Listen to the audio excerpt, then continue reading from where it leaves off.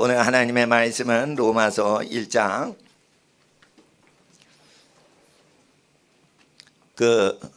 외국어 공부가 왜 성경 연구하는 데 중요한지 제가 말씀드리겠습니다.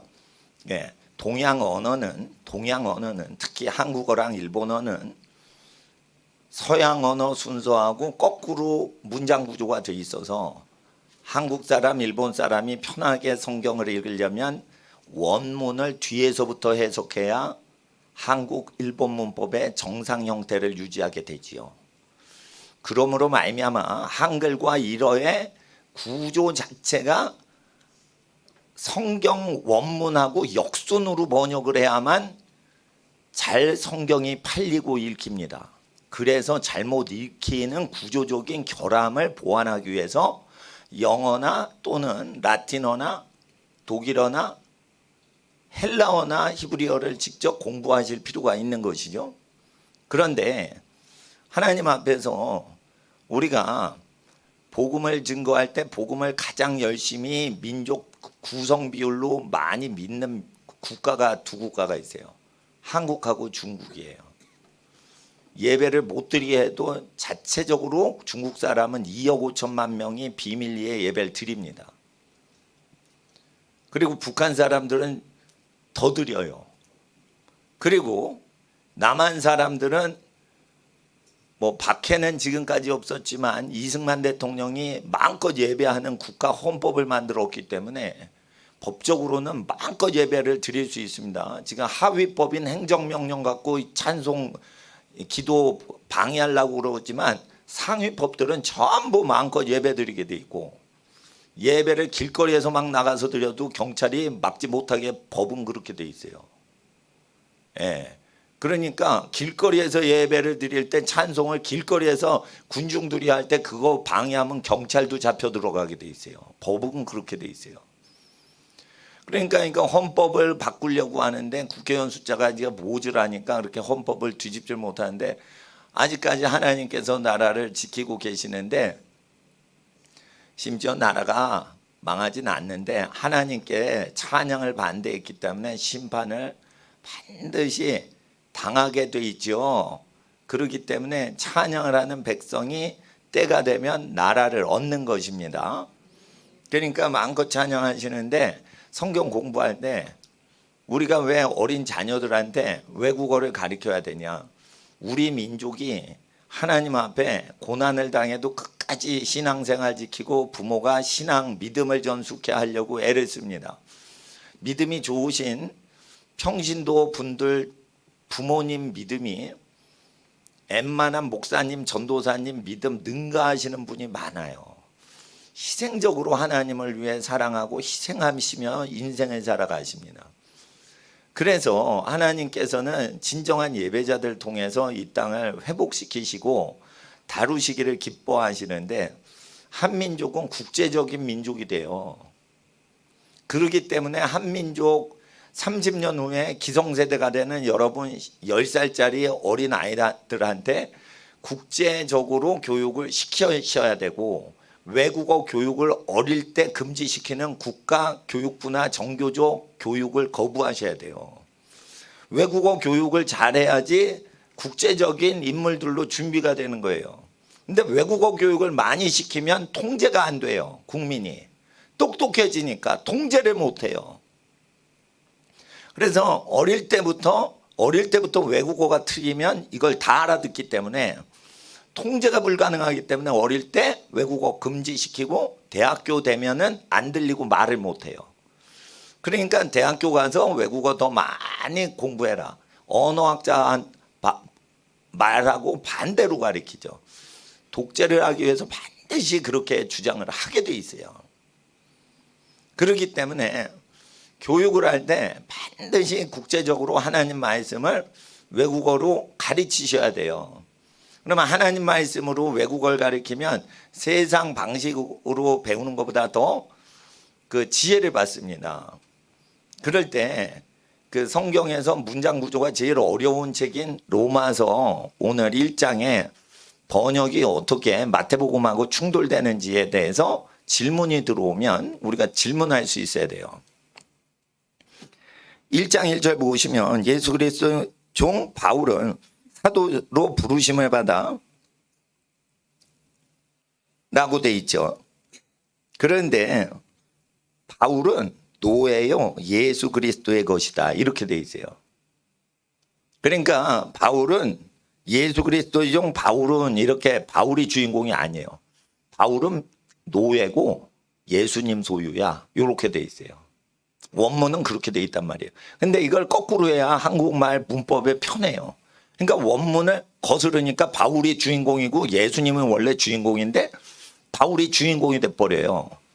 그래서 이거는 번역을 아무리 잘해도 한국어 문법을 파괴하면서 해석을 해야 원래 뜻이 발굴돼요.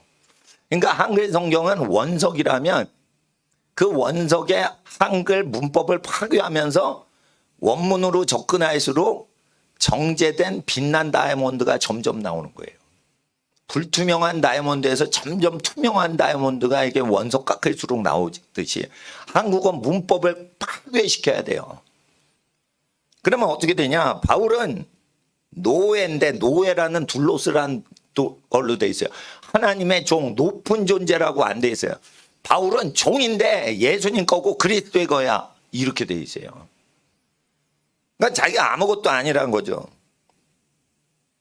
부르심을 받은 게 사도야.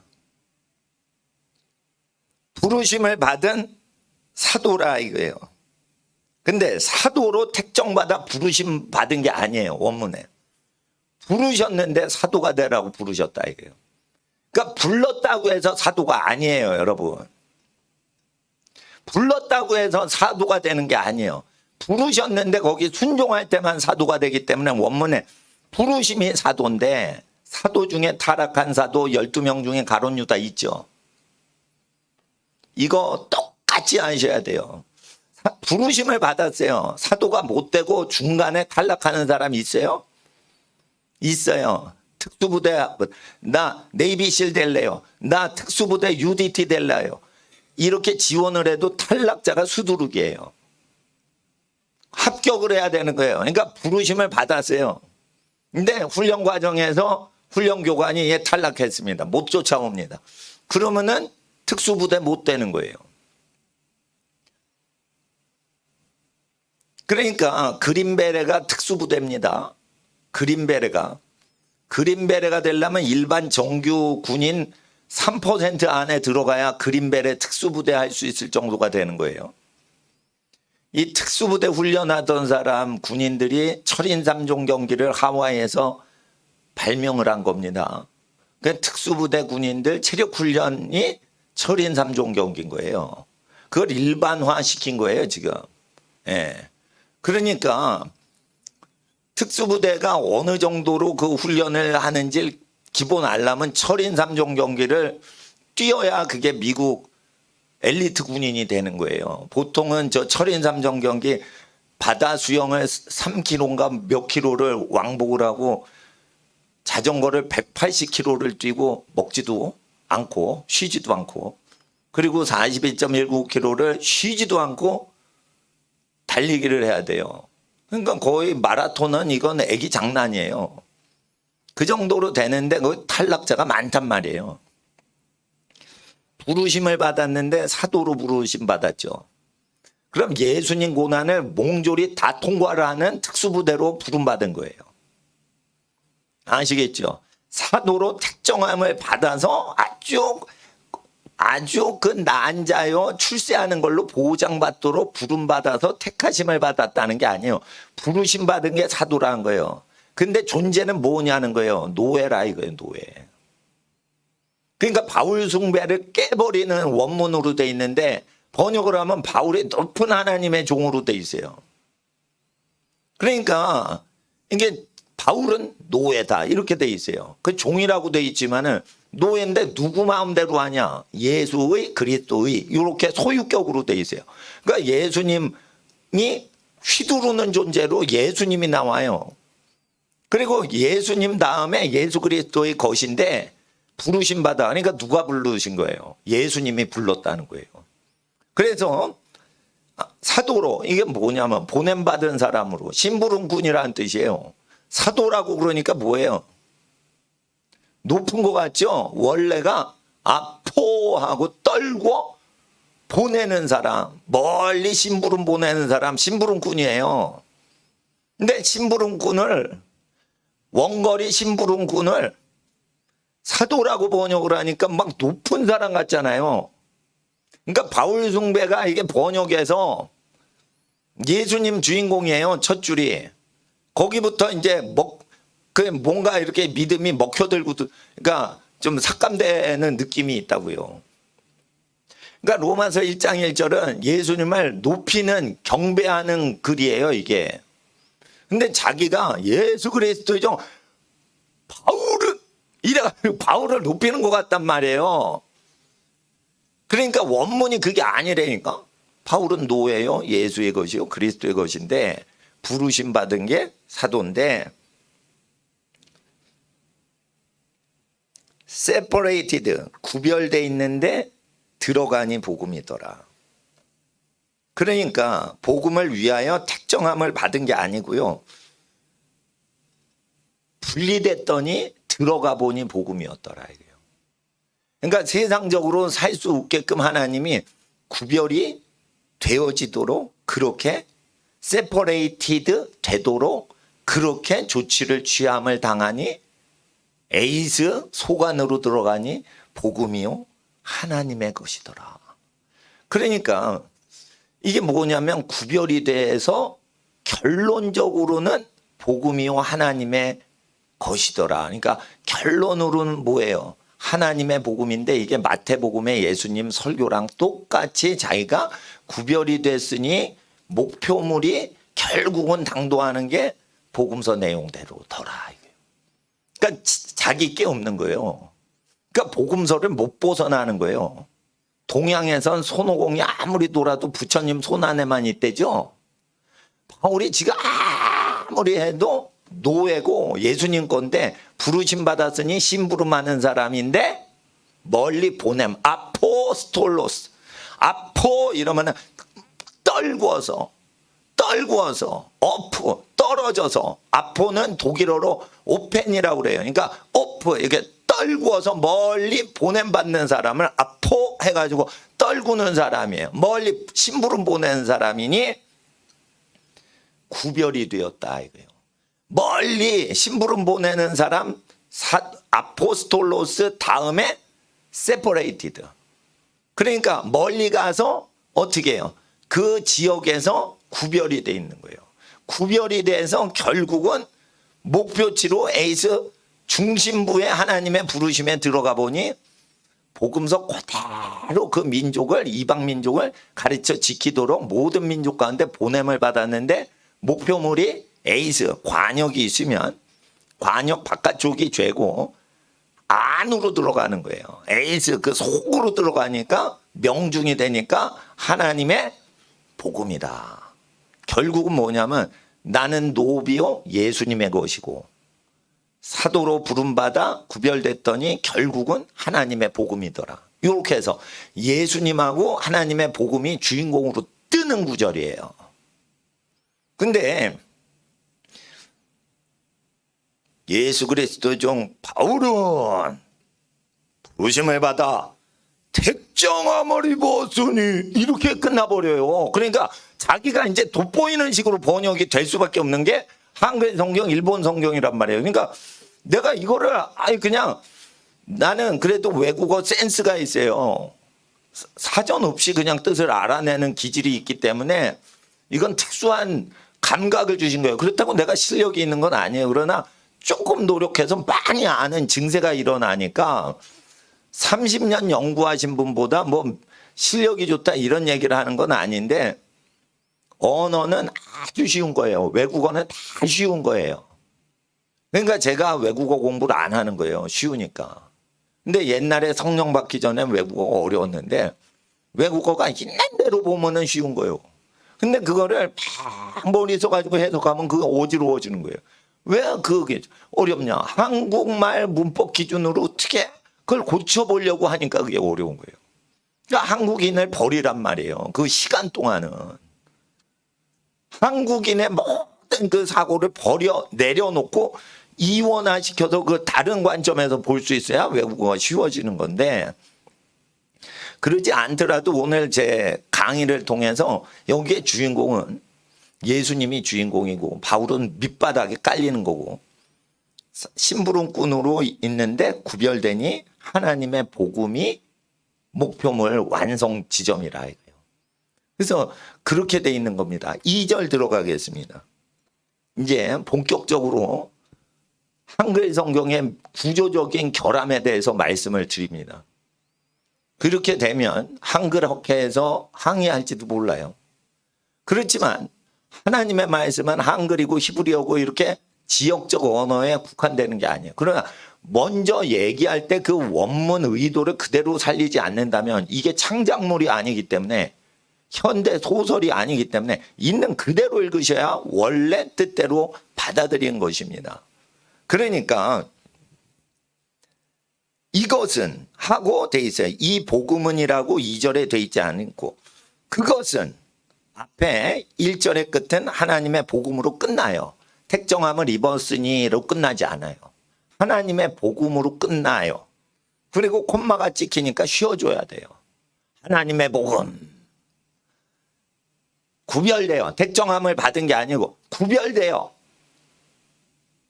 예? 부르심 받으니 사도요? 구별되니 하나님의 복음이다. 이렇게 돼 있어요. 그러니까 하나님의 그것은 하고 시작을 해요. 원문에 그것은 하나님의 복음은 뭐냐 이게요. 이 복음은 뭐뭐 것이라. 이 복음이라는 단어가 없어요. 2절에는. 그것은 1절의 끝이 하나님의 복음이죠. 그것은 앞에서 약속하신 것이라. 옛적에 약속하신 것이라. 그러니까 예수 그리스도 설교하신 거는요, 옛날에 약속하신 거다. 예를 들어 보겠어요. 온유한 자는 복되도다. 온유한 자는 땅을 기업으로 받는다. 그게 시편 37편에 나와 있어요. 예수님 설교 중에 선지서를 무시하고 폐지시키는 설교가 하나도 없어요. 그러니까 예수님 설교는 마태복음에 있는 게 가장 구약 인용을 많이 하죠. 구약하고 붙어있는 첫 번째 복음서가 마태복음이죠. 그러니까 마태복음이 구약하고 제일 연관성 있게 돼 있죠. 그래서 오늘은 여러 복음서 중에 이제 마태복음하고 비교를 하겠어요. 마태복음에는 처녀가 얘기 나죠. 근데 여기서는 육신으로 하면은 다윗의 씨로부터 혈통으로부터 나왔고, 다윗의 씨가 아니에요. 다윗의 씨인 요셉하고 동침하기 전에 처녀가 아기를 낳았단 말이에요. 다윗의 씨라는 것은 이게 그 남자의 정액을 얘기하고 남자의 정자를 얘기할 때 단어로 돼 있어요, 이게. 그러니까 원문에는 어떻게 하냐면 그의 낳으심을 다윗의 씨로부터라고 함이 그의 낳으심이면 따르는 것이 625 이렇게 돼 있어요. 따르는 것이 육적으로 생각해가지고 그분을 생각할 때 그 따르는 게 6이라 이거예요. 그 6이라고 할 때 소마가 있고 6에는 사륵스, 죄된 몸을 얘기할 때 사륵스가 있는데 이게 사륵스로 돼 있어요. 그러니까 다윗의 집안 아들 아니야? 그 목수의 아들 아니야? 이렇게 얘기를, 목수라는 요셉이 다윗의 후손이거든요. 그러니까 태어난 게 저 사람 다윗의 자손 목수의 자식 아니야? 이렇게 하면 따르는 것이 6이라 이렇게 돼 있고, 그의 그 존재를 하나님의 아들로 능력 안에서 이렇게 인정하는 것은 따르는 것이 영이니 영인데 성령이 아니고 거기엔 다른 사람을 성결케 하는, 구원을 시키려고 다른 사람을 죄를 벗겨버려 가지고 거룩하게 만드시는 영을 따름이라 이렇게 돼 있어요. 그러니까 이건 뭐냐면 육적으로는 다윗의 혈통에서 나셨고가 아니고 다윗의 혈통에서 났다고 하는 게, 그 추종하는 게 육을 따르는 것이요. 하나님의 아들로 인정을 하는 것은 따르는 것이 누굴 따르는 거다? 영을 따르는데 사람을 성결케 만드는 영을 따르는 거다. 이렇게 돼 있는 거예요. 그러니까 두 부류로 구별이 된다는 뜻으로 돼 있어요, 원문에. 근데 이거를 뒤에서부터 해석을 하니까 그게 한계라 이거예요. 그리고 이 라틴어를 할 때요. 이 장절을 영국 프랑스 사람들이 1절, 2절, 3절 요거를 영국과 프랑스에서 이걸 번호를 매긴 거예요. 근데 잘 보면은 2절을 다시 설명드릴게요. 이 복음은 그런데 하나님의 복음으로 1절에 끝났죠. 그것은 미리 약속하셨는데 통과한 것이 그 선지자들이요.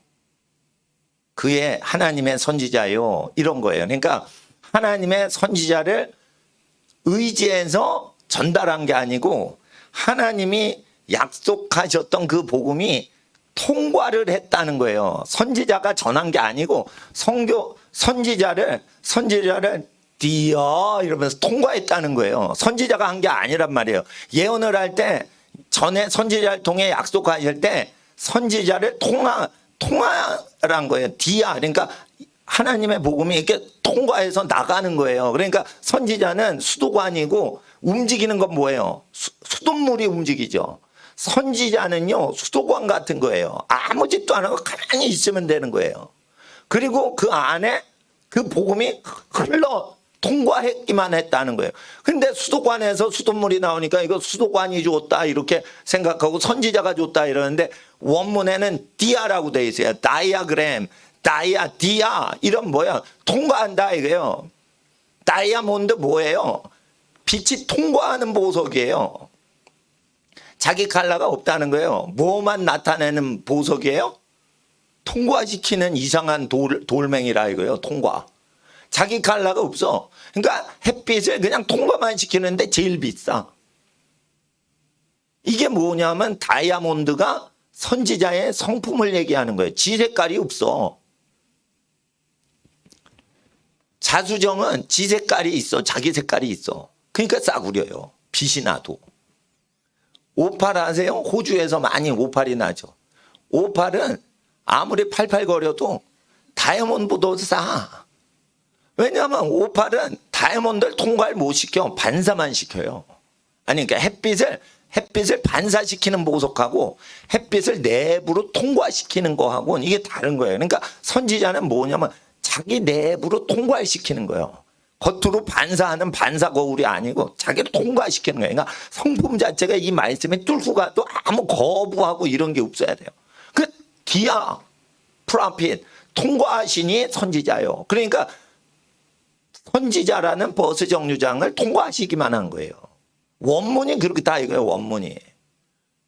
예? 뭐 선지자가 뭘 전한 걸로 알아요. 성령 때문에 그렇게 되는 거예요. 그러니까 이게 복음이 통과한 것이 통과한 버스 정류장이 선지자라는 버스 정류장을 통과하셨다 이거예요. 이해를 하셔야 되는 거예요. 그러니까 원문 구조를 말씀드린 거예요. 그러니까 세밀하게 해석하는 게 아니라 구조 자체가 그렇게 문장이 돼 있다고요. 그러니까 바울이 무슨 짓을 하거나 선지자가 무슨 짓을 할 거리가 없게 만들어 놨어요. 근데 이거 번역을 하면 확 죽어버려요 이게. 그러니까 훈민정음 한글을 아무리 아름답게 만들어도 하나님 말씀을 한글이라는 수도관이 감당을 할 수가 없는 언어란 말이에요. 하나님 말씀이 한글보다 훨씬 거룩하기 때문에 이걸 어떻게 표현을 못한단 말이에요. 그러면 한글학에서 시비 걸겠죠. 성경 내용이 뭐 한글보다 위대하냐. 표현을 못하면 그거는 한계가 있는 거예요. 표현을 잘하잖아. 아름다운 오팔, 사파이어, 루비. 자기 컬러가 아름답잖아요. 근데 투하를 시키는 게 다이아몬드만큼 안 하니까 색깔이 없는 게 더 비싼 거예요. 색깔이 없잖아. 루비는 색깔이 화려합니다. 근데 루비가 더 비쌀 것 같은데 다이아가 더 비싸요. 구람수로 따지면. 자기 컬러가 없어야 가장 아름다운 존재가 되니 그게 선지자급이라 이거예요. 디아 선지자. 그리고 선지자도 누구 거? 히즈 프라핏이 아니에요. 프라핏 히즈라고 돼 있어요. 그러니까 선지자도 그 사람 그분 거야 이런 거예요. 하나님 거야 이런 거예요. 그 선지자도 아무 것도 아닌 거예요. 선지자는 누구 거? 하나님 거 이렇게 끝나는 거예요. 그러니까 선지자가 폼을 잴 수가 없는 거예요. 그 로마서 1장에 사도가 자기 폼을 잡을 수가 없는 거예요. 그래서 이 정신이 왜 사도 바울한테서 나오냐. 너희 중에 사도들 중에서라도 아무도 자기를 선생이라 하지 말라. 너희는 다 형제니라. 너희 중에 지도자라 칭함받지 말라. 사도고 선지자고 너희들 다 형제니라. 하나님한테 배워라 이거예요. 하나님. 예수님 설교 기억나시죠? 마태복음. 그거를 진짜로 믿으니까 이렇게 표현을 하는 거예요. 예. 그러니까 번역을 할 때 원문을 접근을 못하는 것은 두 가지예요. 언어 실력이 없든지 복음서의 정신을 투철하게 갖고 있는 사도 바울만큼 원문 뜻을 살리질 못하는 거예요. 그러니까 마음의 문제일 수 있고 언어 실력의 문제일 수가 있는 거예요. 근데 언어 실력의 문제가 될 수 없는 것은 성경은 그대로 읽으셔야 돼요. 그렇게 돼 있어요.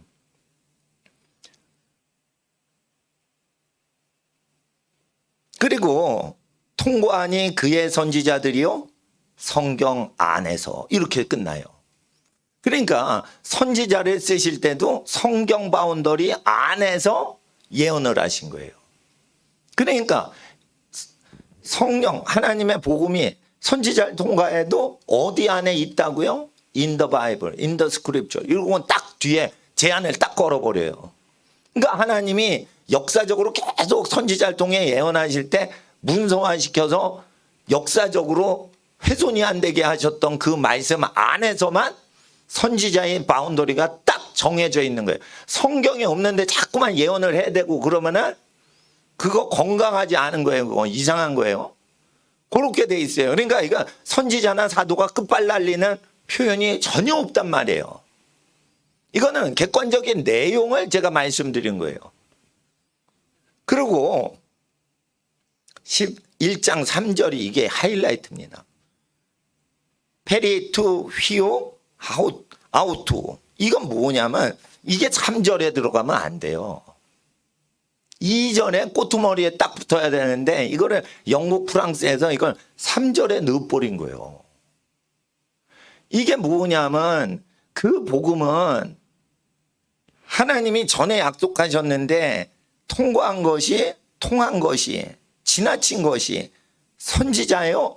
선지자를 통과한 것인데 선지자도 그의 것인데 경이 거룩한 그 속에 있는데 그 내용에 관한 것이 그의 아들에 관한 것이다. 이래가지고 성경 안에 바운더리에 있지만 그 성경 안에 담아있는 그 컨텐트 내용 자체는 아들에 대한 것이다 해가지고 요게 3절로 넘어가면 안 돼요.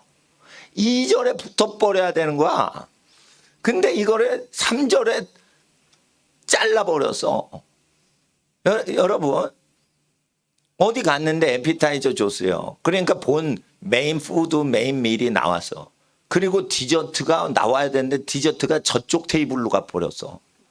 아줌마 그 디저트 내 거예요. 이렇게 프랑스 음식점에 갔는데 프랑스 웨이터가 그 디저트가 나왔는데 A 테이블인데 C 테이블로 그게 배달이 된 거야. 이와 같이 원래 이게 2절을 보충을 하는 거예요. 그러니까 성경 안에서 선지자를 통해 하나님이 예언한 것은 뭐라고요? 그의 아들에 관한 내용이 성경에 담아 있다는 거예요.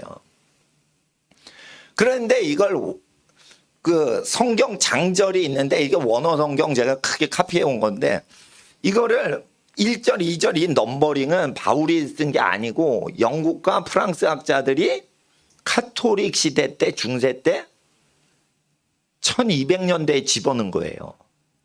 그러니까 이거 바울이 집어넣은 넘버링이 아니라고. 근데 이 넘버링은 이런 식으로 막 중간에 토막질을 하면 디저트를 못 먹는 것과 같은, 그러니까 완전히 돈은 많이 냈는데 뒷부분 그 음식이 안 나오는 거예요. 그와 같이 절이 쪼가리가 쳐진다고. 그러니까 이게 뒷부분으로 3절로 가면 안 되는 거예요. 3절은 뭐가 있냐? 이 아들로 말하면, 근데 3절에 원문에 이 아들이 없어요. 2절에 그의 아들에 관하여만 아들에 관하여, 이게 2절에 있죠.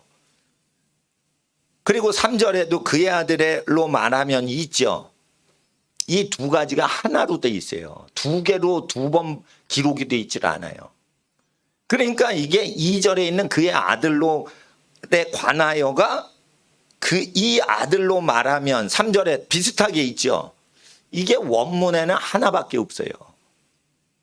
그렇게 돼 있단 말이에요. 아들. 그러니까 이게 뭐냐면 2절로 가야 되는 거지 3절로 가면 안 돼. 근데 3절로 갔다 봐요. 그러면 살짝 거치는 게 있어. 대명사를 쓰기 때문에 그 아들이라고 하지 말고 그에 관하여 이렇게 하면 되는 거예요. 근데 그에 관하여. 근데 그 아들이라고 또 아들이란 단어가 없는데 아들이라고 넣어버리면 안 되는 거예요. 3절에. 원문이 3절 제가 그대로 읽어드리면 이 아들로 말하면이 아니고 그로 말하자면 다윗의 혈통에 나셨음은 따르는 것이 육이라 이렇게 돼 있어요. 그러니까 아니 다윗의 아버지 북의 족보에 의해서 육신으로 태어났다며 그러면은 동정녀 몸에서 그냥 처녀가 나오면 안 되는 거예요. 그렇잖아요. 아니 육신으로 하면 처녀가 나왔고 이렇게 해야지 맞는 거지. 마태복음 누가복음에 육신으로 해서 아버지를 통해서 났다 이러면은 그게 북의 족보가 다윗의 집안에서 난 거예요. 근데 마리아가 다윗의 집안으로 시집간 적은 있어도 다윗의 집안에 씨를 받아서 아기 예수가 나온 게 아니에요. 그건 다윗의 혈통에서 할 때 그 혈통도 피라는 단어가 아니고 남자의 정자를 상징하는 단어로 찍어가지고 돼 있어요. 그러면은 다윗의 혈통도 틀린 거예요. 다윗의 혈통도 틀린 거라니까. 다윗의 혈통도 틀린 거예요. 정자가 어떻게 혈통이요? 남성 생식세포인데. 그러니까 이거를 혈통이라고 하면 안 되는 거예요. 다윗의 집안에서 낳았으면 따르는 것이 6이요. 그리고 4절로 가는 거예요. 인정된 것이 하나님의 아들로 인정을 그러니까 4절에 그분이 인정되면 하나님의 아들이며 능력 안에서 따르는 것이 영이요 성결이라 이렇게 돼 있는 거예요. 이렇게 해석이 다 자연스럽게 되는 구절이라고요. 근데 뒤에서부터 해석을 해야 되니까 어떻게 육신을 따르면 아니요. 따르는 것이 육이라고 돼 있어요. 육신을 따르면 이렇게 거꾸로 해석을 하면 안 돼. 육신을 따르면 그러면 그렇게 말한 적이 없는데 따르는 것이 육이요 이러고 끝난단 말이에요. 따르는 것이 육이요 이렇게 끝난다고요. 근데 육신을 따르면 거꾸로 해보면 안 되죠. 따르는 것이 육이요. 육을 따르면 다른 거예요. 완전히 다른 거예요. 그래서 마태복음에는 다윗의 집안하고 상관없이 육체로 태어난 거예요. 그런데 이거 로마서에 오면 갑자기 다윗의 집안에 씨를 받아 태어났다고 그러니 아니 그러면은 동정녀 몸에서 났으니까 씨를 받았다는 원문을 쓰면은 아이고 로마서랑 마태랑 막 싸우는 거야. 그러니까 감추기 위해서 혈통으로 뒤집어 깐 거예요. 그냥 혈이라는 게 없어요. 여기서 정자라는 씨가 있지. 그럼 씨를 받은 적이 없이 아기 예수가 태어났는데 이게 문제가 되는 거예요. 그러니까 독일에서 이거 갖고 로마서가 복음이고 저 동정녀 탄생 나와 있는 마태복음 거짓말이라고 그렇게 히틀러 시대에 그렇게 가리킨 거예요.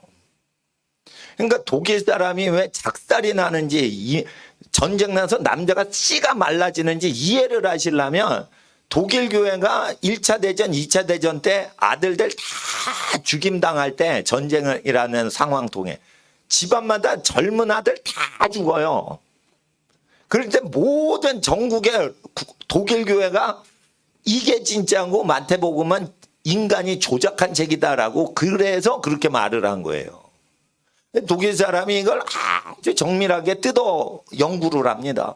그럼 마태복음하고 로마서하고 같아 달라. 다른 거지.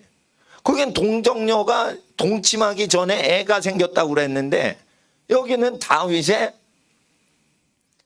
여기 C라고 돼 있는데 스페르마, 이게 뭐냐면 스펌, 남자의 정액을 상징하는 의과대학에서 쓰는 그리스어가 나와요. 근데 이게 스페르마가 요즘 말로 영국식으로 하면 스펌이 되는데, 이 스펌은 정액을 얘기하는 거예요. 예? 지금 의과대학 시간입니다. 의학 용어가 그리스어에서 온 거예요, 그게.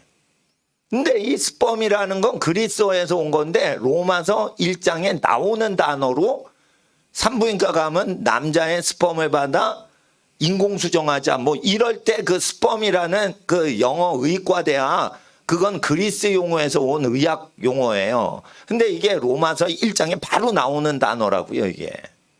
그러니까 이렇게 되면 처녀가 아닌 상태에서 애를 낳은 거예요. 그러면 마태복음하고 어떻게 충돌되죠? 그러니까 따르는 것이 육적으로 생각하는 거다라는 거예요. 그러니까 로마서 바울에는. 그러니까 그 다윗의 집안에 그냥 목수의 자식이다 이렇게 하면 따르는 것이 육이라고 바울은 얘기를 했는데, 독일 애들이 이걸 또 좋게 얘기하려고 그러는 거예요. 이게 진짜 사건이다. 이게 진짜 팩트다. 이러면은 마태복음을 죽여야 되는 거예요. 그럴 때 독일 교회가 어떻게 해요? 로마서도 맞고 마태복음도 맞고 하려면 순서대로 해야 되는데, 이거를 시스템적으로 어떻게 해요? 요게 맞고 마태복음 틀리다. 왜? 기적이 안 일어난다고 생각하는 거예요. 이해가 되시겠어요? 그래서 우리나라 성경도 다윗의 정액으로부터 쫓아 태어나면 따르는 것이 그게 육적으로 따르는 거고, 하나님의 아들로 인정하라 이거예요. 다윗의 육적인 자손으로 생각하면 육을 따르는 것이고, 하나님의 아들로 인정을 하는 것은 성결의 영을 따름이라. 이렇게 해야지 맞는 거예요. 그러니까 원문이 그렇게 돼 있다고요. 그런데 제가 이거를 지금 처음 가르쳐 드린 거예요. 독일에서 신학 논쟁 붙은 거 수입 안 해요. 왜? 우리나라 성경 번역이 잘못된 거 확 드러나고 독일처럼 확 뒤집어질까 봐, 자유주의 신학 들어올까 봐. 그러니까 자유주의 신학을 받아들이는 것은 이게 믿으려고 해도 믿을 수가 없게끔 해석을 잘못하기 때문에 성경의 일부를 버리는 거예요. 그럼 버리면 안 된다고 돼 있다고요, 예수님이. 근데 왜 버리려고 그래? 잘못 해석을 했기 때문에 버리는 거예요, 성경을. 이거를 신학대학원 가보세요. 안 가르쳐줘요, 이거. 안 가르쳐준다고, 이거. 무슨 의학용어까지 하면서 혈통이 아니고 이게 정액을 얘기하는 원래 단어다. 이런 거 누가 가르쳐줘요? 그러니까 이거를 정확히 알려면 이게 동정녀 탄생 논쟁이 된다고요, 이게. 그러니까 바울은 동정녀 탄생을 안 믿었다는 식으로 말하는 걸로 해석이 돼 있다고요. 육적으로는 다윗의 집안의 정액을 통해서 낳았다며 이렇게 뒤에서 해석하면 그렇게 되니까, 로마서가 이게 진짜다 해버리면은 동정녀 탄생 그 기사는 없애버려야 되는 거예요. 그래서 독일에서 실제 마태복음은 없앴어요. 그리고 1차 대전, 2차 대전 다 뒤지는 거예요. 성경 틀렸다고 외쳐대니까.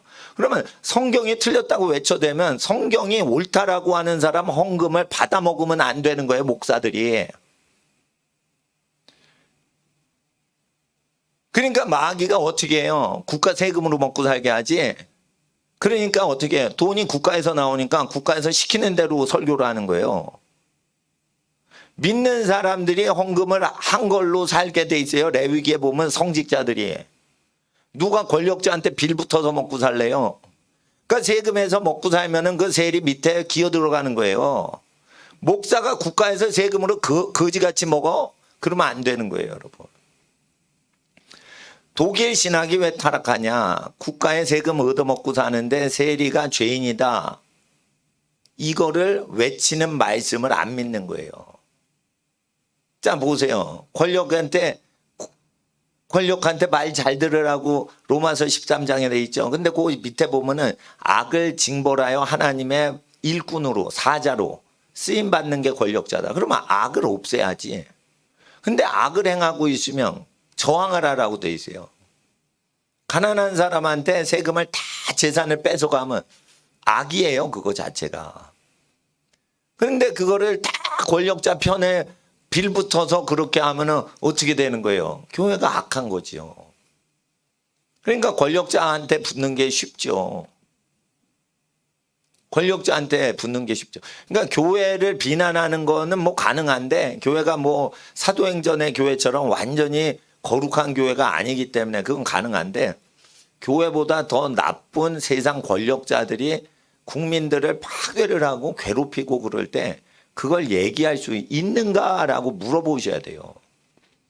그러니까 제가 어머님들이 주일에는 이제 아버님들도 많이 나오시는데, 이제 주중에는 이제 저기 바쁘지 않으신 그 가정 주부하시는 어머님들이 더 비율이 좀 많으신데, 제가 말씀드린 거예요.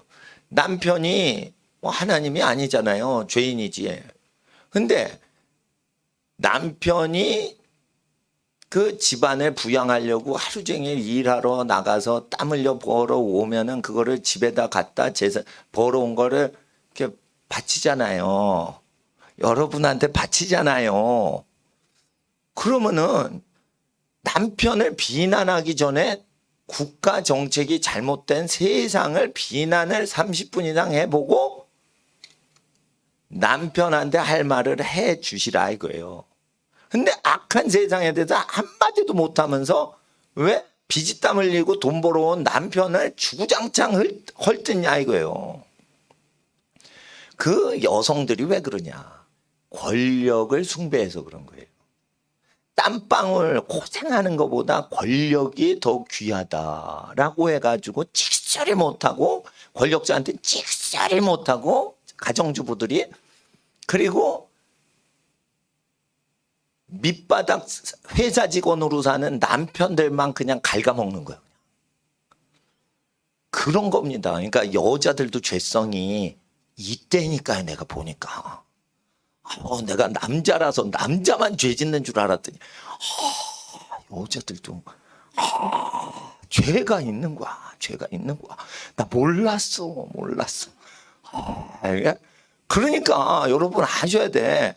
남편을 흠을 잡거나 부모님한테 투정을 하거나 시부모님이나 자기 친부모님을 투정하려고 그럴 때 이 세상 죄악을 한바탕 1시간 정도 논하고 나서 분기가 다 풀어지고 나서 객관적으로 한번 논해보자 이거예요. 그럼 남편 논할 게 별로 없어요. 부모님 뭐 비난할 게 거의 없어요. 결국은 자기 가족을 논하거나 헐뜯거나 비판하거나 이런 게 자기 죄성에서 나오는 거예요. 다. 네? 부모님이나 남편을 논하기 전에 김일성 집안의 아무런 걸 1시간 정도 논해보고, 그 다음에 김일성 집안하고 여러분이 시집간 시댁의 죄악하고 비교 좀 해보자 이거예요. 어느 집안의 죄악이 큰지, 김일성 집안의 죄악이 크냐, 여러분이 잘못 시집한 그 남편 집안 그놈의 구석의 죄악이 더 크냐 비교해보자 이거예요. 1시간 정도 김일성 집안에서도 얘기하다가 여러분이 잘못 시집온 그 집안의 죄악을 논하려고 비교를 하자니 1000분의 1도 안 되는 죄로다. 그런 느낌이 딱 들어오는 겁니다. 그러니까 하나님 앞에 세금을 악랄하게 착취해가는 권력자에게 빌붙을 바에 세금을 내고 가족들 생계비를 내려고 돈 벌어오는 가장들이 계시면은 그 가장을 먼저 높이시라는 거예요. 그렇게 해야 그 집안이 복을 받는 겁니다. 그러니까 고생을 하시는 분을 높여주셔야지, 일도 안 하고 큰 소리 떵떵 치고 가난한 사람 재산 착취해 먹는 그런 정권을 옹호하면 안 된단 말이에요. 가만히 있으면 안 돼요. 자기 신앙이 그냥 망가지는 거예요. 망가지는 거. 그리고 잘 보세요. 성경을 보니까, 그러니까 마태복음도 맞고 로마서도 맞는 거네. 제대로 해석하니까. 근데 로마서가 맞으면 마태복음 동정녀 기록을 지우려고 하고 동정녀 기록을 인정하면 이거 3절 지워버려야 돼요. 로마서 1장 3절. 이거 지워버려야 돼. 근데 지우자고 하면은 목사님한테 욕먹을 것 같으니까 교회 와서 아무 소리도 안 하는 거야. 결국은 뭐냐. 기독교인들이 공부를 안 해서 이 문제가 생기는 거예요. 결국은 성경도 개떡같이 번역했네. 이렇게 욕하기 전에 우리 모두 공부하자 이거예요. 공부를 안 해서 실력이 없으니까 마태복음 죽여버릴까 로마서 죽여버릴까 이따구 소리를 해야 되는 거예요. 누가? 독일 사람들이. 공부를 좀 더 해보자 이거예요. 공부를 좀 더 해보자 이거예요. 그럼 로마서도 맞고 마태복음이 맞는 거예요. 다 맞는 거예요. 근데 공부를 안 하니까 어떻게 해? 그러니까 독일 사람 공부 안 한다니까. 독일 사람들이 공부를 나만큼 안 해요. 독일 학자들이. 그러니까 이게 남자 정액을 얘기하는 그 저기 단어로 돼 있는데 어떻게 다윗의 정액이라고 다윗 집안의 정액이라고 얘기를 해야 되는데 어떻게 다윗의 혈통이라고 해버려요. 그러면 싹 피랑 정액은 다른 단어로 돼 있는데 이게. 그러니까 근데 왜 혈통으로 둔갑질을 시키냐 이거예요. 교인이 뭘 하면은 이거 마태복음 동정녀 예수님 탄생 그거 못 믿게 되거나 또는 로마서를 안 믿게 되는 충돌이 일어나니까 겁이 나니까 다윗의 정액이라고 해야 되는데 이거 다윗의 혈통이라고 해버렸잖아. 그러니까 이것도 그 해결이 안 된 그 미해결 과제예요 이것도. 근데 오늘 보니까 어떻게 원문이 그게 육을 따르는 거예요. 다윗의 집안 자손이라고 논하는 자체가 그 예수를 잘 모르는 거예요. 그게 육을 따르는 거예요. 다윗은 사람 몸에서 났지만 예수님은 아버지 씨를 통해 난 게 아니에요. 예수님은 성령으로 잉태하시고 말씀이 육체가 돼서 오신 거예요. 그러니까 그분은 다윗의 자손이라고 하기보단 하나님의 아들이라고 하는 게 맞다는 거예요. 그래서 4절로 넘어가는 거예요. 4절 그가 인정되심이 아들이요 하나님의 아들이니 능력 안에서요 따르는 것이 영이요 성결이라. 이 성결이란 단어는 성령의 성자하고 달라요.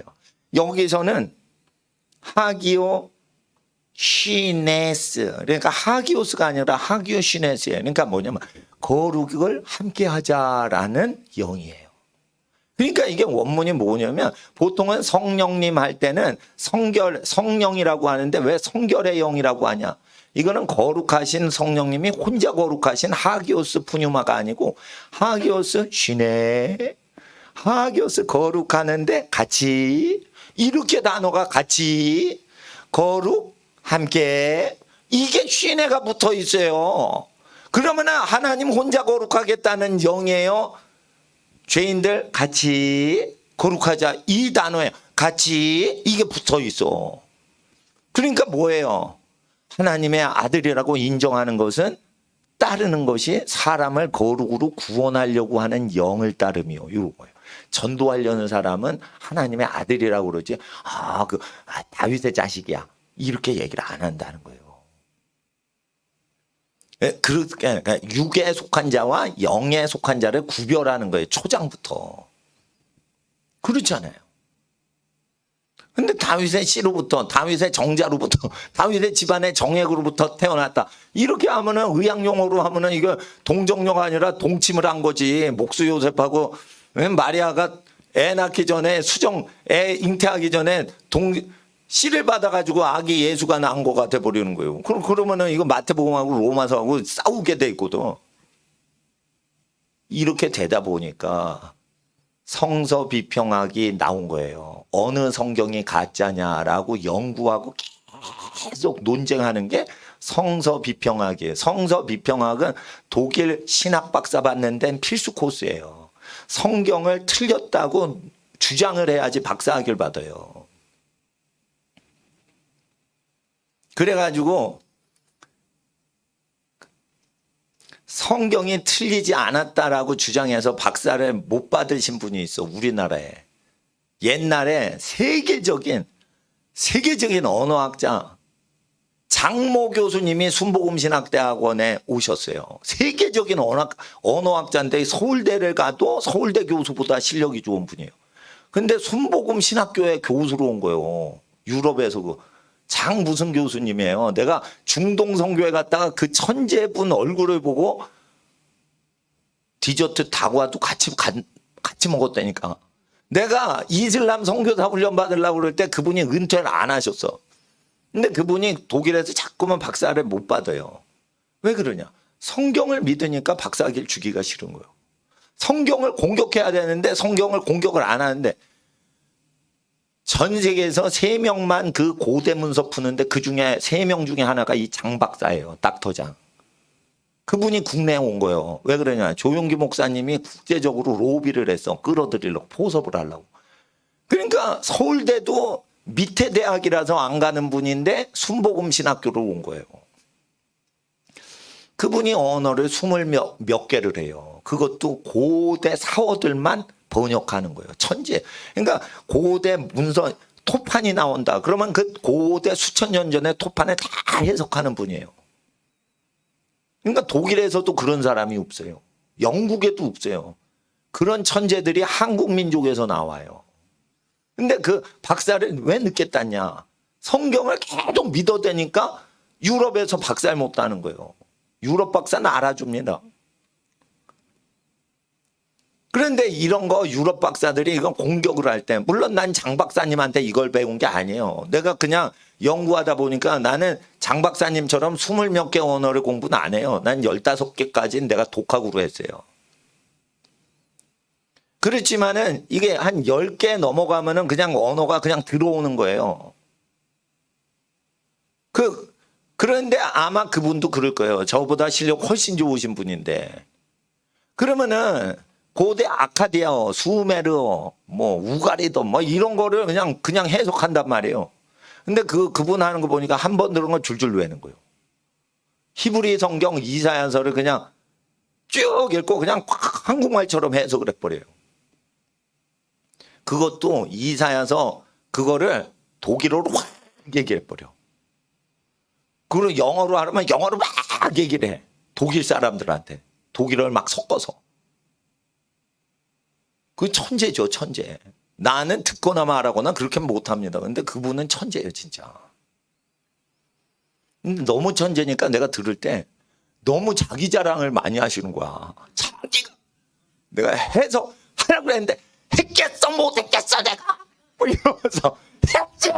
뭐 이러면서 와, 그러니까 저분 너무 자신감이 빵빵하다. 뭐 전 세계에서 3명밖에 없는데 거기 들어갔다는 거예요. 근데 자기가 뭐 해석하는 거는 거침없이 했다는 거예요. 그러다가 했는데 했겠어, 못하겠어. 이러면서 막 성경 하려고 하는 사람들한테 막. 그러니까 난 젊었을 때 그거 들으니까 가까이 듣는 거야. 내가 했지! 막 이러면서 막. 와, 그러니까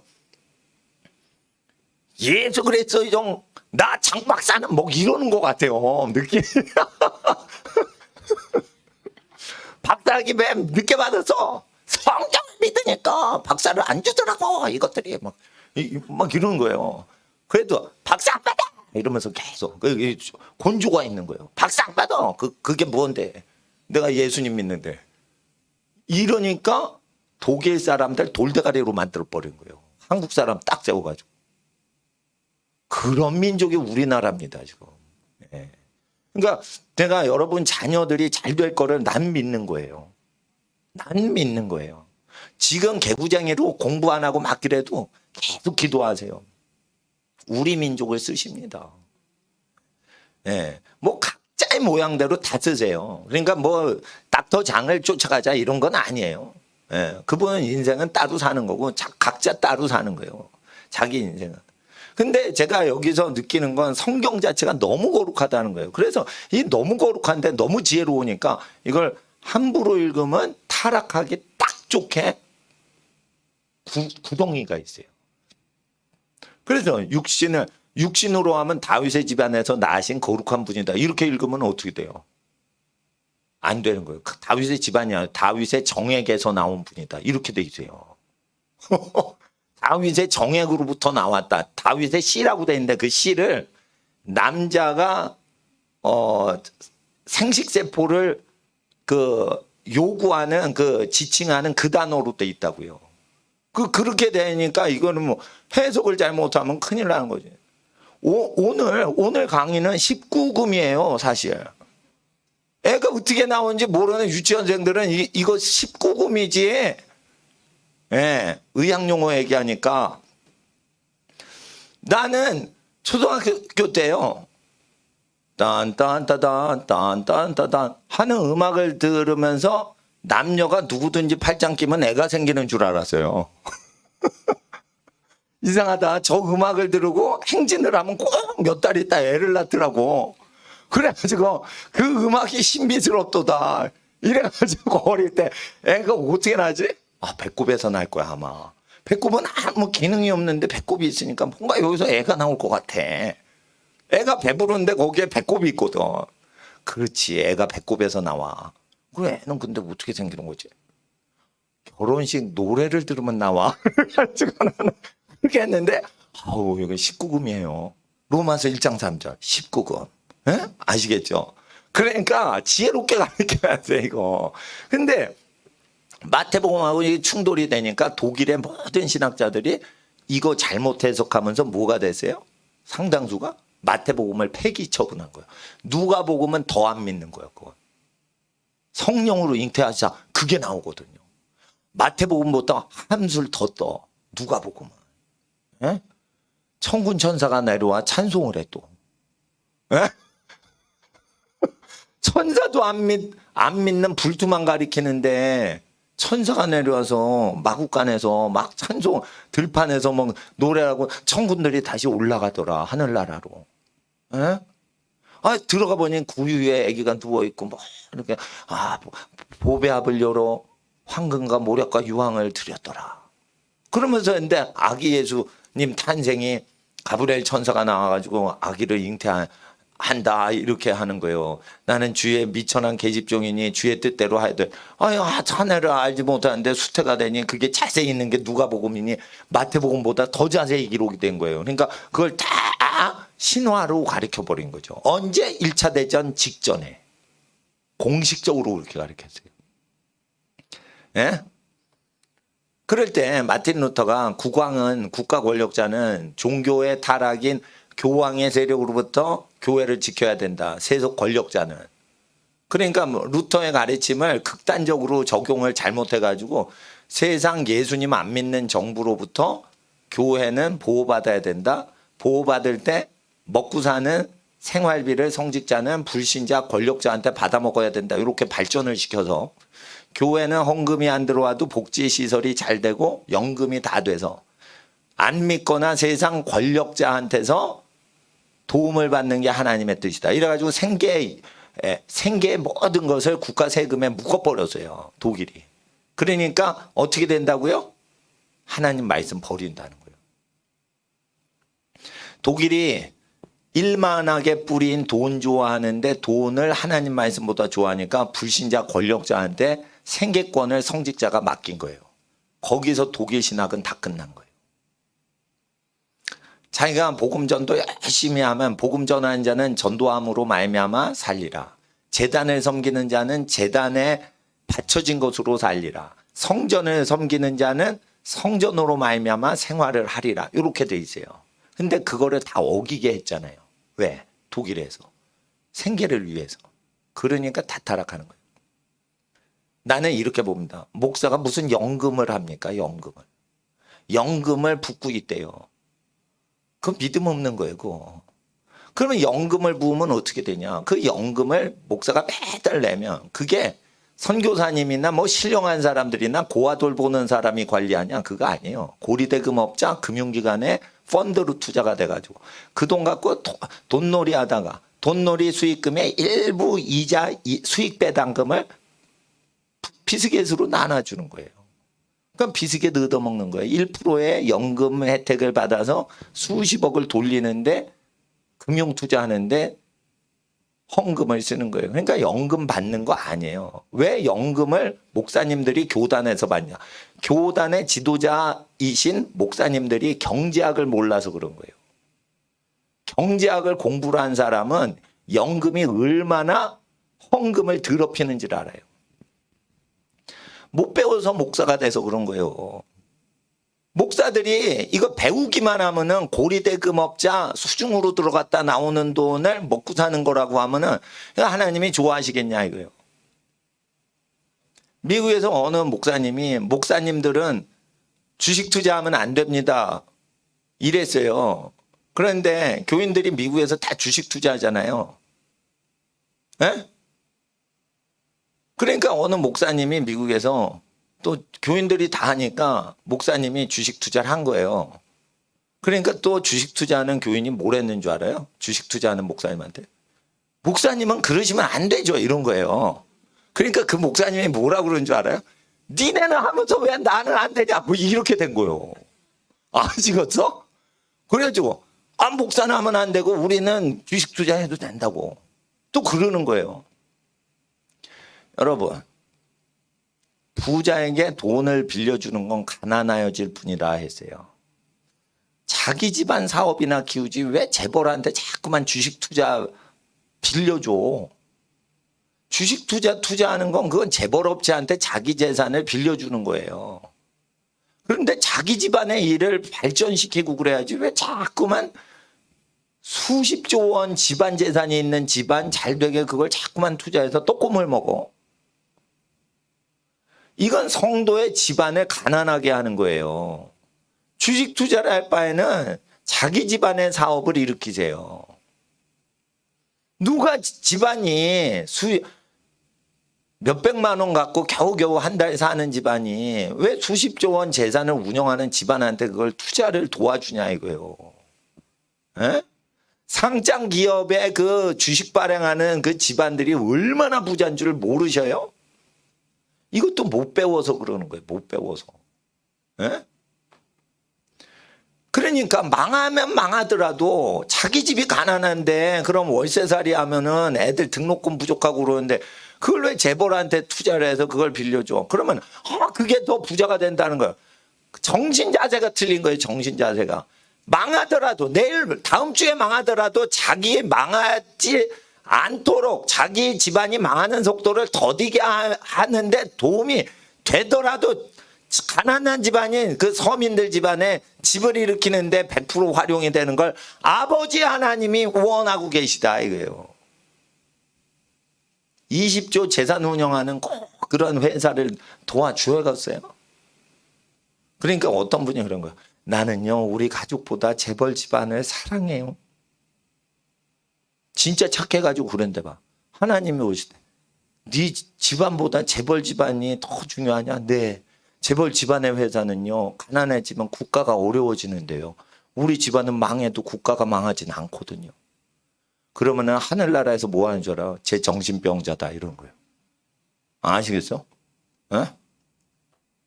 이건 논리로 논쟁을 해보세요. 내 말이 맞지.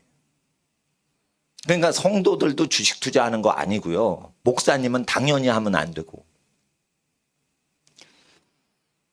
헌금을 안 내더라도 자기 집안이 잘 되도록 해보라 이거예요. 재벌 집안 잘 되는데 몸을 바치지 말고. 재벌 집안 잘 되게 하는 거 왜 하는 줄 알아요? 경제신문 매일 읽으면은 재벌 집안에 투자하고 싶은 마음이 굴뚝 같아져요. 그건 재벌 집안 돈으로 운영되는 신문을 보니까 그런 거예요. 거기 광고 나오는 거 전부 재벌 집안에 비토를 걸면 다 삭제해버려요. 재벌 집안에 도움을 주는 업체만 거기 광고나 기자가 게재를 주는 거예요. 그러니까 그 어느 신문 보냐고요? 결정되는 거예요. 공산당 신문을 보잖아요. 황구시보 같은 거. 그럼 중국 공산당이 사업하는 것만 도와주고 중국 공산당 출신 재벌들 돈 벌게만 홍보하는 홍보지란 말이에요. 황구시보를 보면 그러니까 중국 공산당 앞제비가 되는데 돈을 다 중국 공산당이 재벌입니다. 중국 공산당 출신 재벌한테 돈 바치게 돼 있어요. 로봇가 되는 거예요. 로봇. 중공의 로봇 되는 거예요. 그리고 월스트리트 저널지를 보면 월가에 있는 금융 투자가들한테 자기 재산을 바치게 돼 있어요. 그게 그렇게 돼 있다니까. 그런데 일단은 돈 버는 건 가족을 부양하려고 하는 거잖아요. 집안이 집안 식구끼리 이윤을 뜯고 뭐 바가지 씌고 이러지 않잖아요. 벌면 같이 먹고 살잖아요. 그러니까 모든 최우선적으로는 하나님 제외하고 인간들 중에 소득의 모든 그 쓰임은 생계 부양하려고 하는 거예요, 가족들. 근데 재벌을 왜 우리가 생계 부양을 해줘야 되냐 이거예요.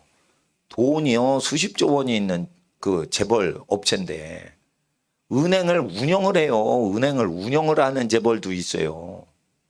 미국 같은 경우에는 은행 자체가 재벌이라니까.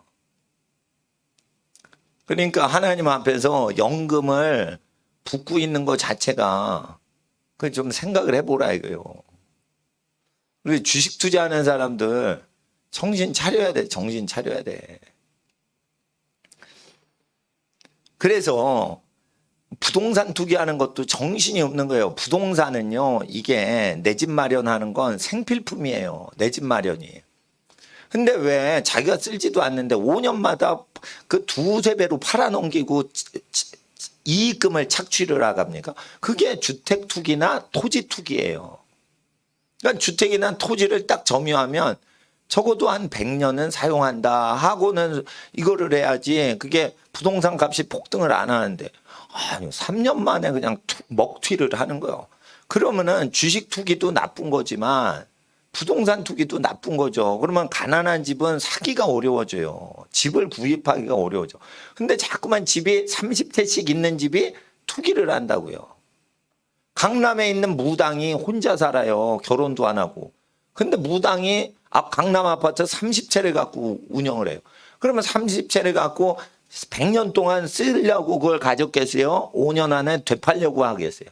5년 안에 비싸게 되팔으려고 하는 거예요. 그러면 아파트 값 뛰어 안 뛰겠어? 당연히 뛰죠. 그러니까 왜 식구도 없는데 30채를 갖고 챙기냐 이거예요. 그러니까 강남에 아파트 투기하는 무당 이런 사람들이 아기를 낳고 키우면 괜찮은데 식구도 없는데 자꾸만 식구는 자기 혼자 살아. 한두 명이. 근데 아파트를 30채로 운영하니까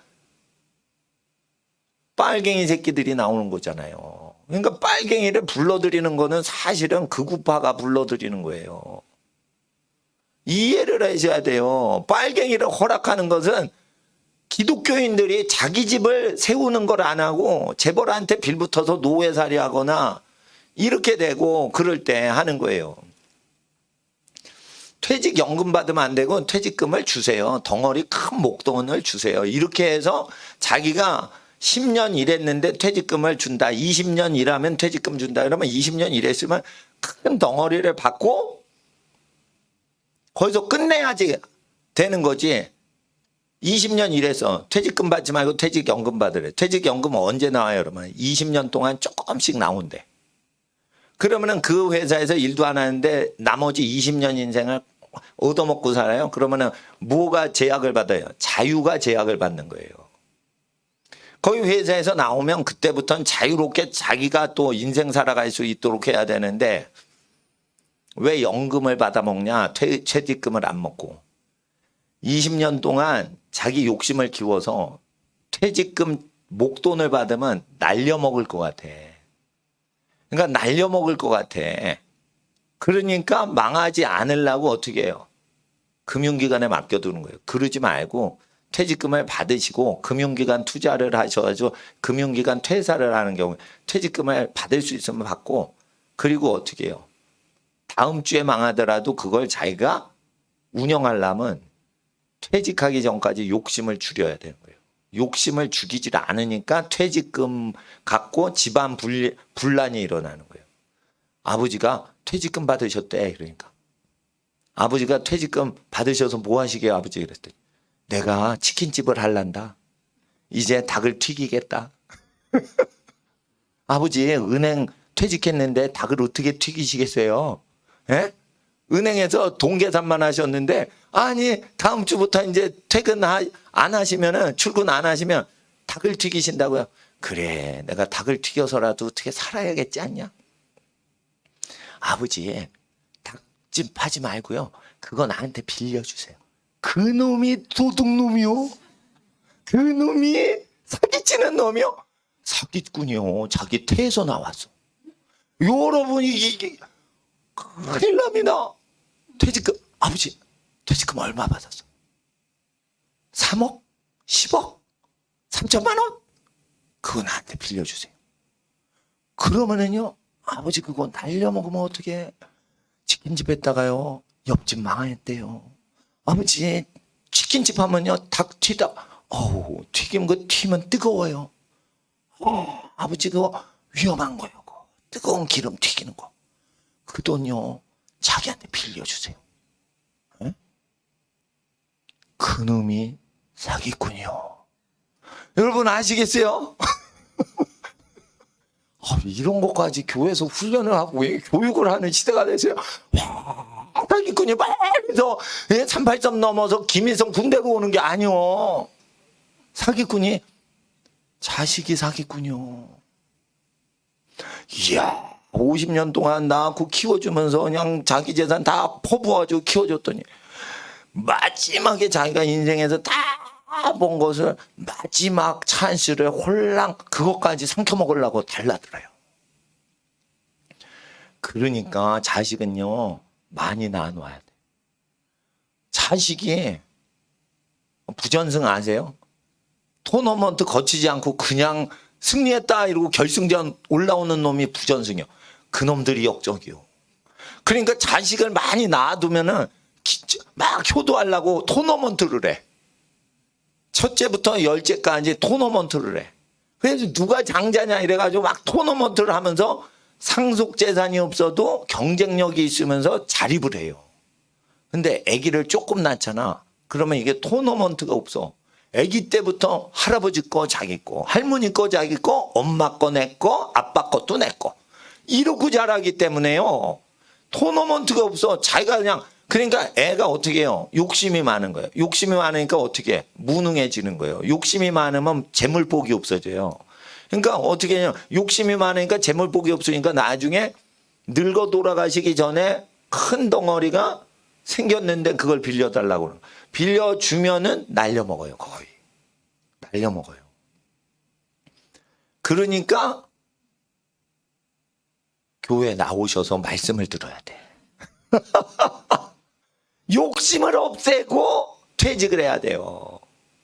욕심을 없애는 거예요. 그러면 집이 부자가 돼요. 근데 욕심을 키우니까 그 욕심이 집안을 날려먹는 거예요. 욕심이 잉태한 즉 가난이 오는 거예요, 사실. 욕심이 없으면 가난해질 것 같죠? 안 그래요. 욕심이 없으면 신뢰관계가 구축되고요. 욕심이 없으면 무엇보다 하나님과의 신뢰가 구축이 되세요. 집이 잘 돼요. 그리고 사람들도요, 욕심 없는 사람은 안심이 돼서 믿는데 능력이 있는 사람은 안심이 안 되고 욕심은 많은데 능력이 있고 똑똑해요. 그럼 더 못 믿어. 그러니까 이러는 사람 있죠. 그냥 정직한데 착한데 성실한데 거짓말이 없고 착하게 살아. 이런 사람은 마음이 편하단 말이에요. 그러니까 믿고 그게 되는데 욕심이 많으면 불안한 거예요. 예? 그러니까 하나님 앞에서 욕심이 많은 거예요. 욕심이. 그러니까 다윗의 씨로부터 났다 예수님이 이렇게 하면서 기독교인을 운영하고 싶은 욕심이 있는 거예요. 예? 원문이 그게 아니에요. 다윗의 집안에서 났다 하면 육을 따름이요. 이렇게 돼 있어요. 원문이. 성령을 따르는 사람은 누구라고요? 하나님의 아들이라고 인정을 하는 거다. 다윗의 후손이라고 인정하면 육을 따르는 거고. 그래서 아들 소개를 하는 거예요, 이게. 그렇습니다. 그래서 5절에 그로 말미암아 우리가 은혜와 사도 직분을 받고 에이스 순종케 결론으로 된다. 근데 이 순종은 믿음이다. 그러니까 은혜와 사도의 직분을 받은 것이 먼저고 결론이 믿음의 순종을 하는 게 된다. 그런데 잘 보시면 지금 5절에 번역이 어떻게 됐냐면 그로 말미암아 우리가 은혜와 사도의 직분을 받아 그 이름을 위하여 모든 이방인 중에 믿어 순종케 하나니라고 돼 있는데 아니에요. 은혜와 사도의 직분을 받아 결론이 순종케 돼서 믿음이 소유를 하는 거다. 이렇게 되는 거예요. 그러니까 믿어서 순종하는 게 아니고 순종해서 믿음이 장악을 하는 상태다라고 돼 있어요. 그러니까 뭐냐면 너 믿을래 안 믿을래 그러면 순종해. 그러면 순종하면 믿는 거예요. 죄가 있어도 용서받아요. 순종을 하고 믿음을 보였기 때문에. 그러니까 뭐예요? 이게 원문이요. 믿어서 순종, 믿어보자. 그러니까 순종하는 게 아니고 결국 뭐예요? 은혜를 받고 사도의 직분을 받다 보니까 은혜를 받아. 그러니까 죄 용서를 받아. 그래서 사도의 직분은 뭐예요? 모든 민족에게 가르쳐 순종케 하는 거죠. 그래서 사도의 직분을 받으니까 결론이 에이스. 결론이 뭐예요? 순종케 되는데 이 순종은 믿음이 소유하고 있다. 그러니까 믿음은 뭘로 오는 거예요? 은혜를 받고 사도의 직분을 통해 순종을 해서 믿음이 생기는 거예요. 사도가 없으면 믿음이 안 생긴다니까.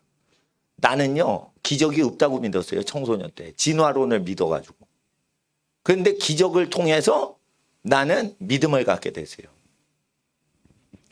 장로교 목사님들이 기적은 없다라고 가르칠 때 난 어렸을 때 조용기 목사님이 기적은 있다라고 얘기를 했어요. 그때 나는 조용기 목사님이 부자교회 부자 목사님인 건 나는 그 신경 안 써요. 성경대로 기적이 있다라고 가르쳤단 말이에요. 그러면 그분이 성인군자건 거룩한 목사님이건 부자 목사님이건 그 논하기 전에 성경 그대로 가르쳐줬단 말이에요. 그래서 내가 기적이 실제 있구나. 하나님이 영의 세계가 있구나. 이걸 알게 된 거예요. 그러니까 신령한 목사님들, 할아버지 목사님들이 많이 있어가지고 내가 신앙이 갖게 됐지.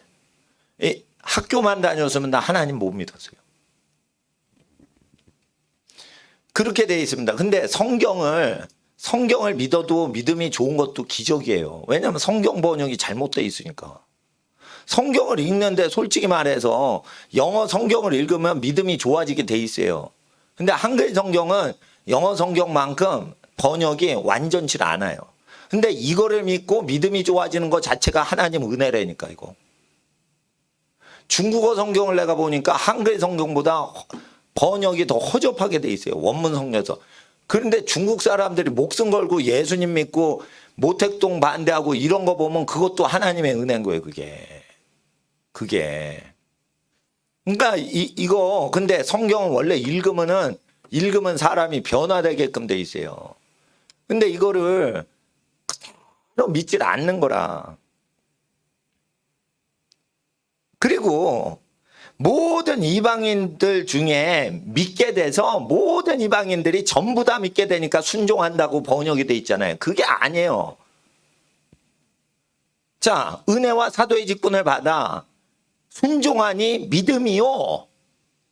그리고 모든 이방인 안에서 위하노라 그분의 이름을. 그러니까 뭐냐면 믿지 않는 것들 한가운데서 그분의 이름만을 섬긴다는 거예요. 이게 모든 이방인이 믿는 상황에서 믿어 순종하는 거예요. 모든 안 믿는 사람의 불신앙의 환경 중에 지금 그분의 이름을 믿어 그분의 이름을 위하고 있는 거예요. 적대적인 상황 가운데 그분의 이름을 믿는다는 거예요. 다 불신자 환경 가운데. 그게 원문으로 돼 있어요. 그러면 어떻게 해야 되냐면 우리가 그로 말미암아 우리가 은혜와 사도의 직분을 받아 순종하니 믿음이요. 모든 안 믿는 사람 중에서 그분의 이름을 위하고 있다 이거예요. 원문이 그렇게 돼 있는 거예요. 그러면 이건 엄청난 박해를 당하면서 믿고 순종하는 걸 얘기하는 원문인데 로마 교황청 가보세요. 너 크리스찬이냐? Everybody Christian 이렇게 돼 있는 거예요. 바티칸 자체가 다 크리스찬이라고 때려버려 그냥. 그러면 이방 안 믿고 기독교를 박해하는 사람은 환경적으로 없단 말이에요. 그러니까 모든 이방인이 이태리 사람이 다 믿어 순종케 돼서 기독교 국가가 되니 이런 상황으로 카톨릭 국가가 되고 개신교 국가가 되니 이런 그래서 국가 분위기 때문에 믿어 순종케 돼서 기독교 국가의 위대성 이렇게 하는 것 같잖아요. 그게 원문이 아니라니까. 모든 이방인 속에서 위하노라 그 이름을, 이런 거예요. 또 예수의 이름을 호응 안 하고 예수의 이름 얘기하면 욕을 하는데도 그런 모든 이방인 상황 중에서 위하는 것은 그 이름이더라 이거예요. 그 모든 이방인 중에서 순종을 한다고 돼 있질 않아요. 순종은 뭐 한다고요? 은혜와 사도의 직분 때문에 순종하는 거예요. 그분으로 말미암아. 그리고 모든 이방인 속에서 그분의 이름을 위할 정도로 믿음이 무지무지 세졌다는 거예요. 은혜와 사도의 직분은 그런 능력이야. 다 안 믿어. 근데 혼자 믿어. 불신앙 다 빨갱이야. 근데 혼자 하나님 믿어. 이게 무슨 직분이라고 해? 사도의 직분을 받아서 그렇다. 몽땅 믿어 그 민족이. 근데 혼자 믿어서 다 믿게 하는 거예요. 이게 사도의 능력이에요. 사도의 직분을 받아서 모든 불신앙 중에 혼자서 그분의 이름을 섬긴다 이거예요. 이게 뭐냐? 박해를 이기고 있는 신앙을 얘기하는 거예요. 근데 모든 이방인 중에 몽졸이 다 믿어서 몽졸이 국민들이 다 믿으니까 우리가 믿어 순종합니다. 국가 좋네. 기독교 국가 하나님 나라이면 이게 아니라는 거예요. 그러니까 그로 말미암아 우리가 은혜와 사도의 직분을 받으면 빨갱이가 청와대를 덮고 대법원을 덮고 경찰서를 덮고 그래도 어떻게 해요? 모든 불신자 중에 우리가 위하는 건 그분의 이름이다. 원문이 그렇게 돼 있어요. 이게 쇼킹한 설교예요. 왜냐하면 원래 원문 성경하고 한글 성경이 급이 달라요. 급이 달라요. 원문 성경의 그 박해를 이기는 희생적 믿음은 헤비급 무게로 나가는 거야. 근데 이거 번역이 플라이급 무게로 가볍게 번역이 된 거예요. 그러니까 결국 크리스찬들이 공부 안 하고 성경 번역했다는 거예요. 목사님들이 목회하시느라고 공부 못 하시는 건 알아요. 학벌이 좋은 자들이 믿음이 없어. 그러니까 학벌이 적어야 믿음이 좋아. 그런데 학자들은 공부를 해야 되는 거예요. 학자들은 믿음이 좋은 평신도 분들이 라틴어, 히브리어, 헬라어 성경 번역 못하니까 영어 성경 못 읽으니까 그거를 대신해서 그거를 할 수 있도록 학자들은 번역이나 제대로 하라 이거예요. 이게 로마 감옥에서 죽어나가던 시절에 기록을 한 거예요. 로마 제국이 기독교가 되려면 이게 300년이 넘어야 돼요. 근데 300년 전에 다 모든 로마 기독교 이방인들이 다 믿어 순종을 해서 하는 상황이 될 수가 없는데 그렇게 번역을 해놓으면 어떻게 하냐 이거예요. 이게 사자밥 되던 시절에 이걸 쓴 거예요. 예수 믿으면 사자굴에 던져지는 시대에 이걸 쓴 건데 이거를 지금 로마 제국이 다 기독교 국가가 된 상태에서 착각을 하게끔 번역을 5절을 해놨어요. 그러니까 3절도 문제지만 5절도 지금 문제가 잘못 번역이 된 거예요. 근데 이게 번역이 됐는데 이게 번역을 교정을 안 한단 말이에요. 그럼 왜 그러냐? 한국 사람들이 어떻게 해요? 진짜로 믿으면은 성경이 틀릴까봐 묻기를 거부하는 거예요.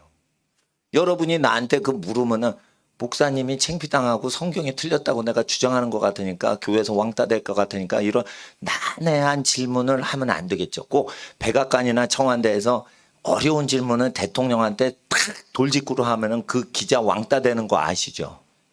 그래가지고 성경을 안 믿는 이상한 질문을 하면 성경을 훼손하는 그런 신성 모독하는 질문하는 것 같으니까 질문하지 마세요. 그냥 믿으세요. 이렇게 되는 분위기로 가는 거예요. 그러면서 성경을 훼손하는 게 암묵적으로 이루어지는 거예요. 성경은 읽으면 읽을수록 완전한 글인 거예요.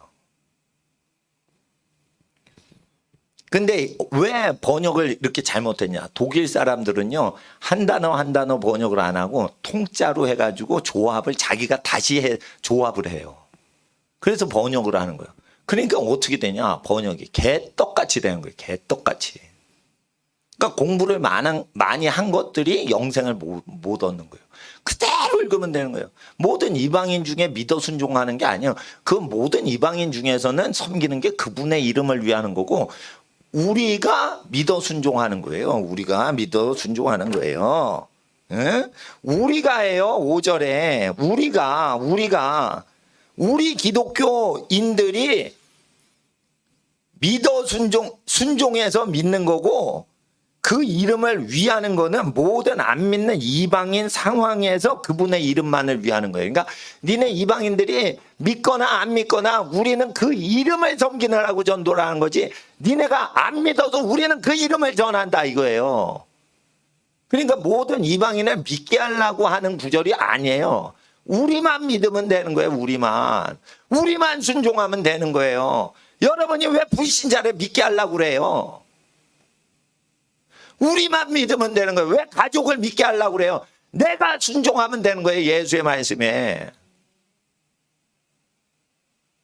그리고 안 믿는 사람들 속에서 그 이름을 그렇게 여기는 거예요. 네? 이름을 거룩히 여기는 거예요. 자, 제가 캐터린 쿨만 얘기를 하겠어요. 캐터린 쿨만이 결혼을 했어요. 2주 동안만 신혼생활을 하다 헤어졌어요. 2주 동안 신혼생활했던 남편이 미스터 윌트립인데 유부남이야. 처자식이 있어. 그러니까 미국의 법은 처자식을 배신하고 버리고 처녀 캐터린 쿨만하고 결혼해도 남편으로 하는 거예요. 근데 이상하게 윌트립 씨가 미세스 윌트립하고 윌트립 씨 집안의 자녀를 다 버리고 가족의 처자식을 버리고 캐터린 쿨만한테 딱 결혼을 하니까 성령이 사라졌어요. 그러니까 결혼을 해서 남편을 얻으니까 성령님이 소멸된 거야. 그리고 그거를 성령님이 떠나셨다라고 해가지고 교인들이 캐터린 쿨만한테 다 떠난 거야. 그러니까 사역이 망했어요. 그러니까 결혼을 하니까 사역이 망했죠. 왜 망한 거야? 남의 남편을 뺏은 거예요. 캐터린 쿨만이 예뻤나 봐. 그래 유부남을 꼬셨는데 아니 나 보니까 못생겼는데 아니 못생긴 여자인데 어떻게 유부남을 꼬셨지? 귀신 들린 거 아니야 이거? 하여튼 그거 미스터 윌트립이라는 인간이 또 목사예요. 부흥사야. 부흥사인데 캐터린 쿨만이 부흥사야. 여자 부흥사, 처녀 부흥사. 부흥사랑 불꽃이 튄 거야. 그래가지고 처자식 버리고는 이 미스터 윌트립이라 목사 윌트립이라고 하지도 않아요. 캐터린이 죽을 때까지 미스터 윌트립이라고 얘기를 했어요. 그러니까 뭐냐? 미국 법으로는 합법적인데 예수님 법은 자기 처자식 버리고 다른 여자에게 장가들면 본처에 대해서 간음을 행하며 그러니까 그게 합법적으로 혼인신고는 했는데 그게 간음하는 거지 혼인이 아닌 거예요. 그러니까 남의 유부남 뺏어가지고 2주 동안 살아보니까 성령이 떠나시고 교인도 다 떠나가고 막 쌍욕이 들어오는 거예요. 캐터린 쿨만이 미친 거 어쩌고 저쩌고 XX 뭐 여에다 니은 붙이고 막 이랬을 거예요. 한국 같았으면. 그러니까 혼인신고를 했는데 혼인신고를 깨버렸어요. 그래서 죽을 때까지 혼자 살아요. 그러니까 성령님이 임재를 다시 하시는 거예요. 그러니까 그걸 볼 때 예수님 법에는 야 남의 유부남하고 간음을 2주 동안 하니까 너 죄에 졌지? 네 나는 죄입니다. 너 회개하냐? 성령님이 회개합니다. 회개했으면 그 남편 네 거 아니야. 그 집안 식구들한테 돌려줘야 돼. 안 가더라도 네가 보내. 집에 안 들어가면 그 남자 죄지 네 죄로 뒤집어쓰면 안 돼. 하여튼 너는 그 남자가 처자식이 있기 때문에 결혼하는 걸 미국 법에서 허락해도 너는 결혼하면 안 되는 거야.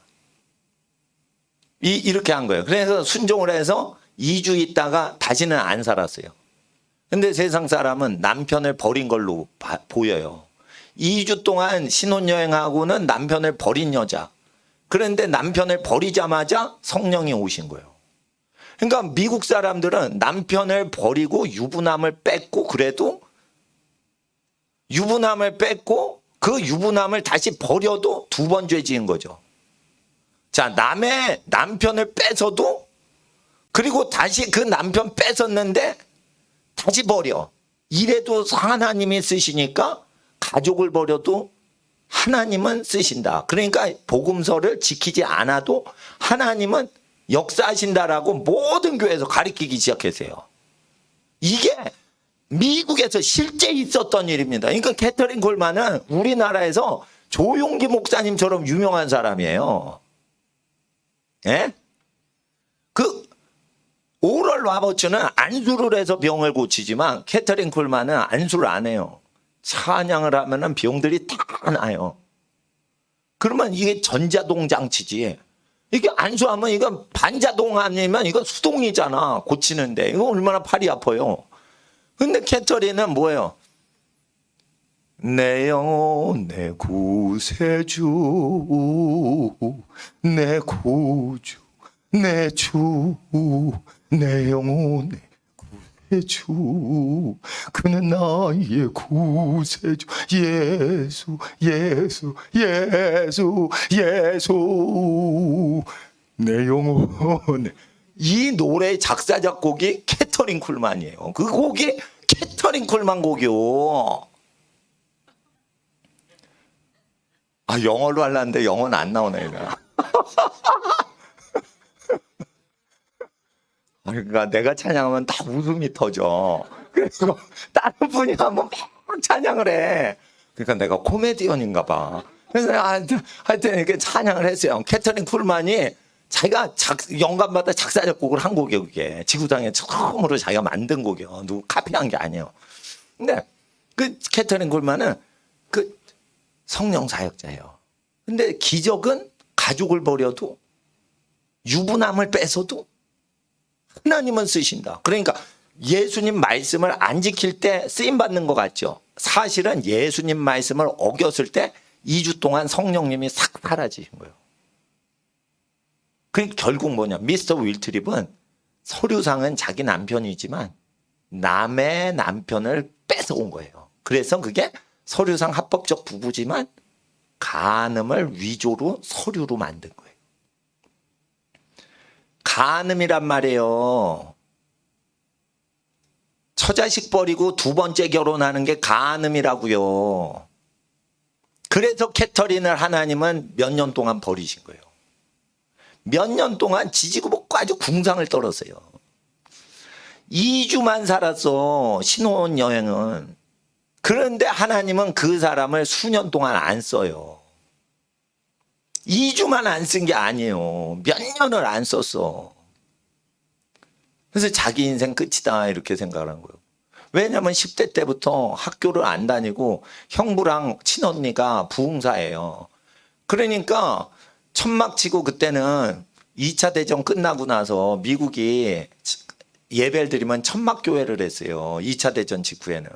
그러니까 2차 대전이 아니지. 2차 대전 전이네.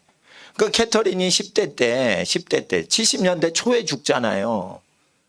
그런데 나이 1907년인가 1917년생인가 그래요. 그러니까 10몇 살 때면은 2차 대전 전이죠. 예.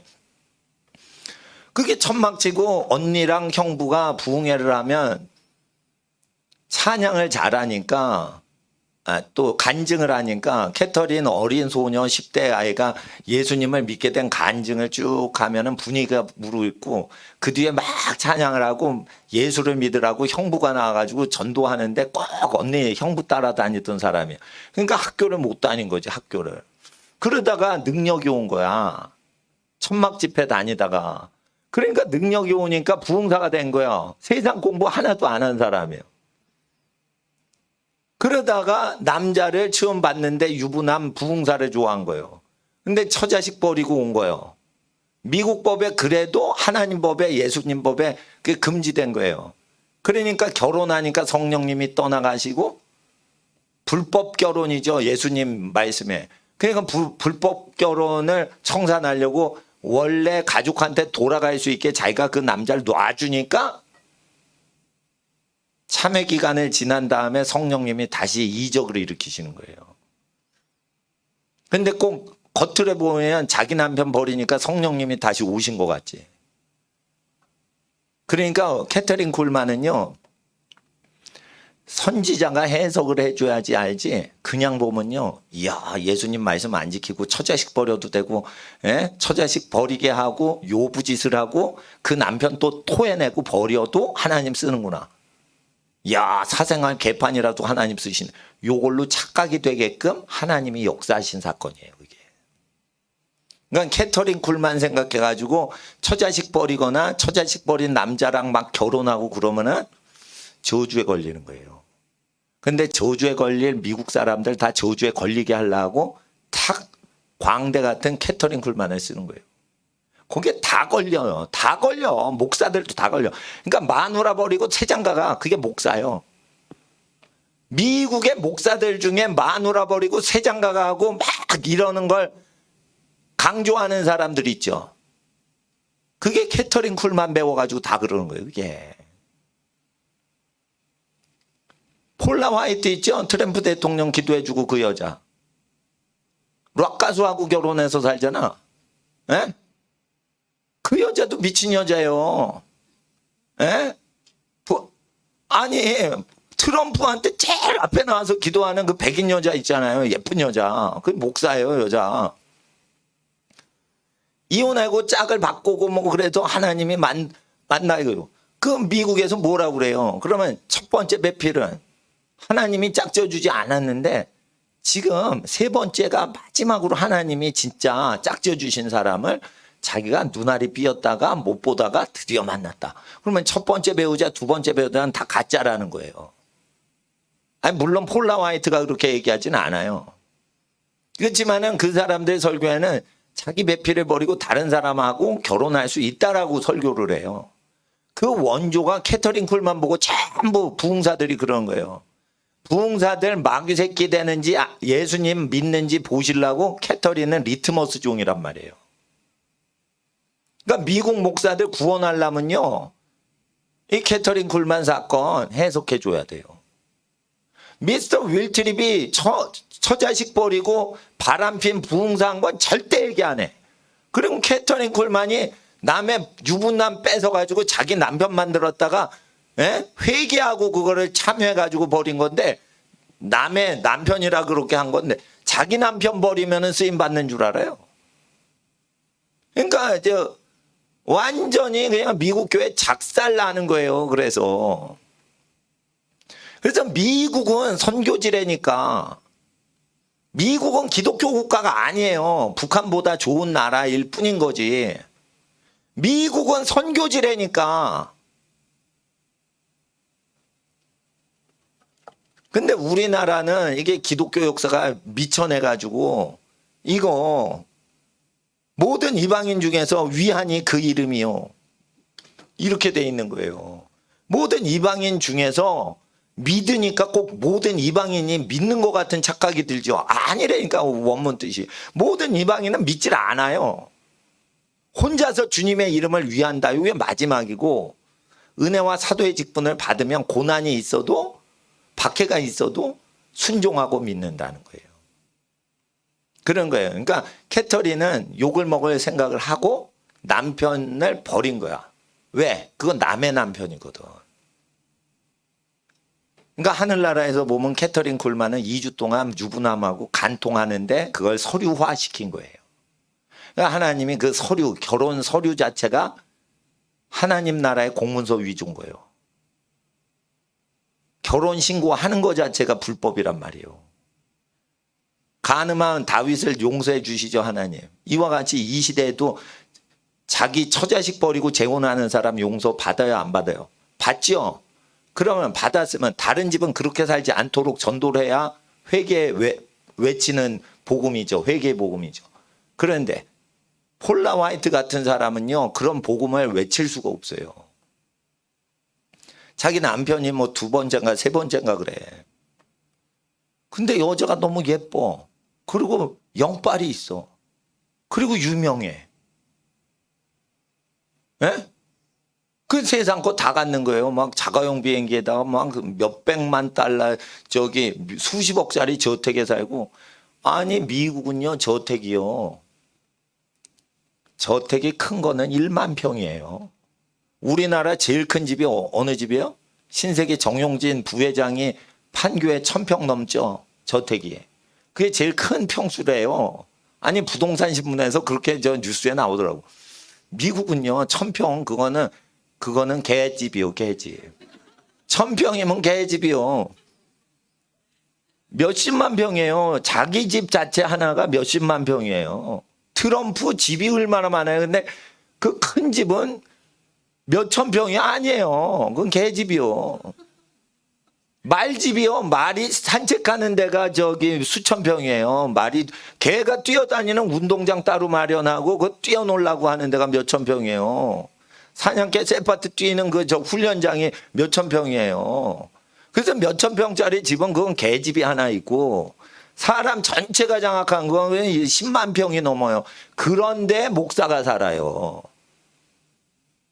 그러니까 그런 목사님 설교에는 병이 고쳐진다. 부흥사 목사들한테 뭐 배울 건 있는데 회개를 못 시키더라는 거예요. 회개를. 20만 평 집에서 목사님이 사니까. 그러니까 부자 목사들만 트럼프한테 가서 이렇게 축복을 해주지 유명 목사 아니면 부자 목사여야 돼요. 그러니까 하나님 앞에서 미국이 트럼프 대통령이 바이든보다는 신앙이 있지만은 트럼프를 축복해주는 미국 목사님들이 설교를 못하는 게 있는 거예요.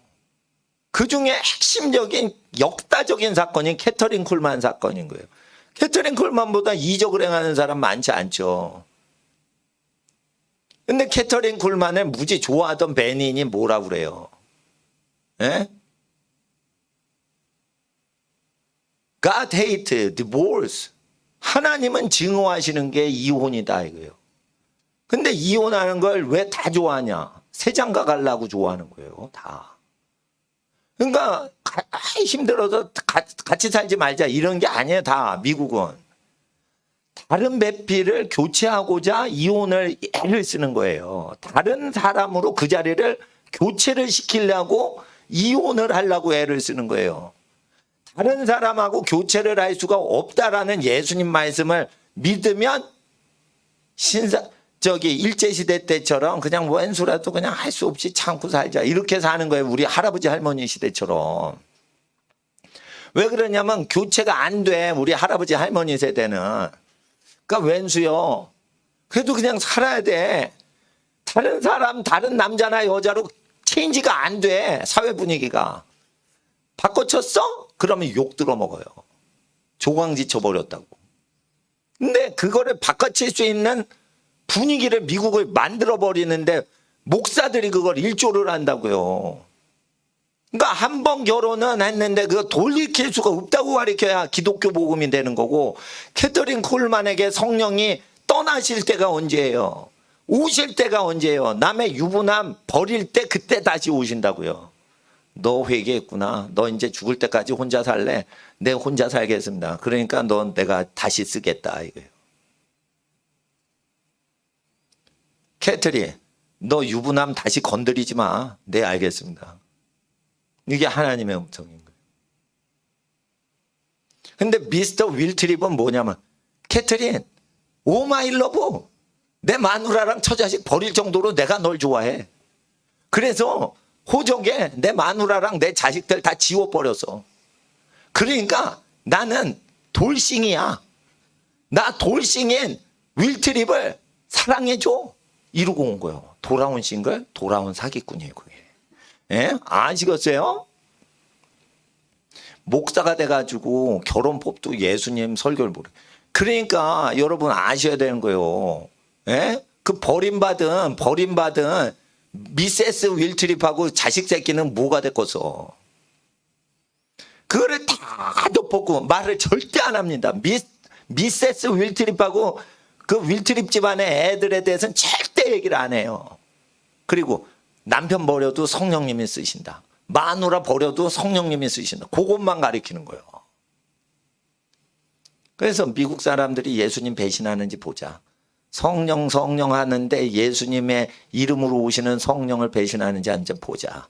이러면서 하나님이 두고 보시는 거예요. 그래서 부흥사들이 자빠라지는 데는 다 하나님이 자빠라지는 이유를 예수님 설교에서 2000년 전에 다 얘기를 하신 거예요.